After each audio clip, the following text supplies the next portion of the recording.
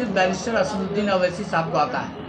अख्तरुल ईमान को न कॉन्स्टिट्यूशनल जानकारी है न मजहबी जानकारी है। अपने ही वो मुफ्ती है, अपने ही वो फतवा भी देता है।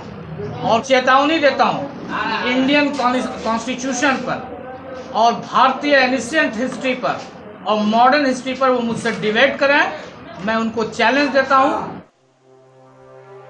सांप्रदायिक ताकत को जवाब देने के लिए बिहार में एकमात्र पार्टी राजद सैयद रुकनुद्दीन अहमद, बायसी के विधायक सैयद रुकनुद्दीन अहमद AIMIM को छोड़ राजद का दामन थामने के बाद कार्यकर्ताओं से मिले। विधायक ने पत्रकारों से बात करते हुए कहा कि सांप्रदायिक शक्तियों को कमजोर करने के लिए पार्टी बदलकर राजद का दामन थामा है।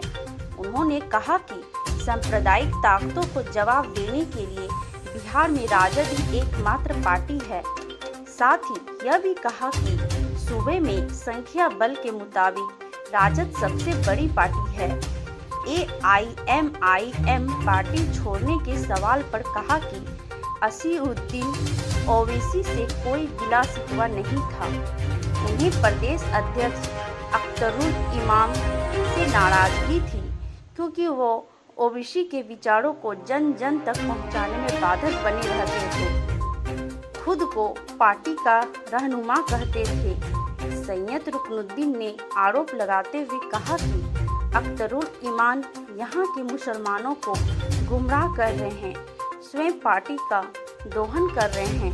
विधायक ने कहा कि अख्तरुल इमान की ओर से उन्हें धमकी दी जा रही है। यदि भविष्य में उनके साथ कोई भी अनहोनी होती है तो इसका जिम्मेवार अख्तरुल ईमान होंगे। उनको वही बोलने आता है कि हाजियों पर गुस्ताखी करें, टोपियों पर गुस्ताखी करें। बोलने सिर्फ बैरिस्टर असदुद्दीन अवैसी साहब को आता है। अख्तरुल ईमान को न कॉन्स्टिट्यूशनल जानकारी है न मजहबी जानकारी है। अपने ही वो मुफ्ती है, अपने ही वो फतवा भी देता है।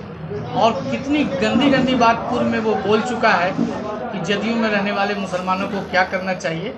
और मैं उन्हें चेतावनी देता हूँ इंडियन कॉन्स्टिट्यूशन पर और भारतीय एनिशिएंट हिस्ट्री पर और मॉडर्न हिस्ट्री पर वो मुझसे डिबेट करें।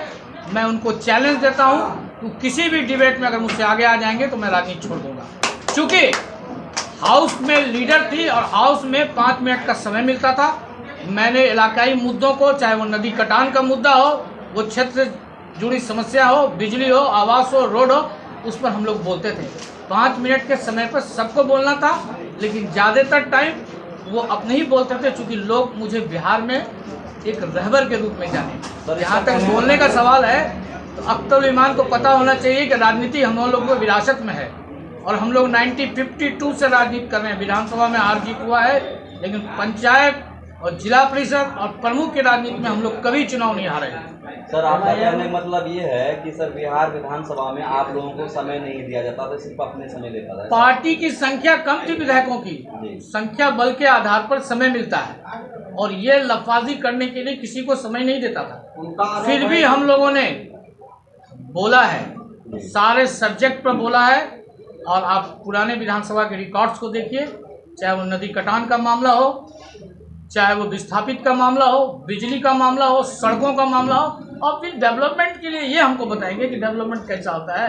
पॉलिटिकल नॉर्म्स ये अख्तरुल ईमान जैसा आदमी हमको बताएगा। एडमिनिस्ट्रेटिव नॉर्म्स को अख्तरुल ईमान जैसा आदमी मुझे बताएगा। क्योंकि पार्टी के सदर थे और फ्लोर लीडर थे, उनको मौका मिलता था, हम लोगों को बहुत कम समय मिलता था। MIM का अध्यक्ष कहना कि इस पार्टी में बोलने की आज़ादी है और आपके द्वारा बोलने नहीं आए। कोई आज़ादी नहीं है। MIM के संगठन को बर्बाद किया है बैरिस्टर असदुद्दीन ओवैसी साहब के मिशन को बर्बाद किया है कोई शख्स, वो है अख्तरुल ईमान। उसको तो नैतिकता के आधार पर इस्तीफा दे देना चाहिए था। पार्टी टूट का सबसे बड़ा कारण अख्तरुल ईमान है। संगठन पूरे बिहार में आज तक नहीं बन सका, इसका कारण अख्तरुल ईमान है। अख्तरुल ईमान को अगर नैतिकता होगी तो वो पार्टी से इस्तीफा दे और इस्तीफा देकर के तब फिर इसी वितरण से लेकर अभी पार्टी टूटने तक नहीं तैयार। उन्हें सिर्फ पूरे बिहार में अराजकता का माहौल बनाना है, मुसलमानों को ब्लैकमेल करना है, असदुद्दीन अवैसी साहब के मिशन को जन जन तक जाने नहीं देना है। ये मिशन है मिस्टर अख्तर विभाग का। राष्ट्रीय अध्यक्ष के पास इसकी जानकारी है? हम लोगों ने इन्फॉर्मेशन क्या है, बिहार के प्रभारी को कहा है कि ये संगठन को नहीं बना रहा है, ये संगठन पर टाइम टू टाइम ऐसा ही लेकर के संगठन को बर्बाद कर रहा है। और आज इसकी गुस्ताखियाँ और इसकी लफाजी हद को पार कर गई। मैं कहना चाहूँगा कि राजनीतिक दायरे और पेशेंस और धैर्य का चीज़ है। अगर आप अपनी ज़बान पर कंट्रोल नहीं करेंगे तो जिस टाइप का सवाल करेंगे आपको उसी टाइप का जवाब मिलेगा। सर उनका एक बयान आया था, उन्होंने कहा कि अभी 4 गया है तो हम 24 लाएंगे, इस पर आप क्या कहेंगे? ये तो एक मुंगेरी लाल का सपना है, क्योंकि बिहार की राजनीति अब वो राजनीति नहीं रही। बिहार में हिंदू मुसलमान सारे लोग राजनीतिक परिवेश को समझ रहे हैं। 24 लाएंगे, वो खुद अपना लाए, आ पाएंगे कि नहीं आ पाएंगे ये सुनिश्चित करेंगे। धन्यवाद।